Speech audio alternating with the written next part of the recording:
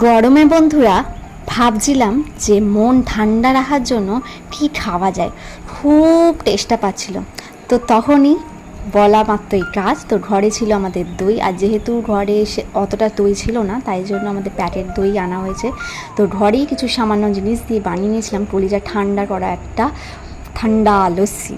তো এখানে আমাদের প্রথমেই আমি একটু বরফ নিয়ে নিয়েছিলাম, তার সাথে চিনি, আর তার সাথে নিয়ে নিয়েছি প্যাকেটের দই। অ্যাকচুয়ালি আমার প্যাকেটের দই খুব একটা পছন্দ না, আর যেহেতু কিছু অপশান ছিল না। আর এখানে দেখছো আমার ছেলেকে, এখানে আমি ছেলেকে দই খাইয়ে দিয়েছি। আর ছেলের মুখটা দেখো কী অবস্থা তার, সে আর এই চত্বরে ছিল না, সে পালিয়ে গেছিলো ওই দই খাওয়ার পর, এতটা টক ছিল। তো যাই হোক, এখানে দই, বরফ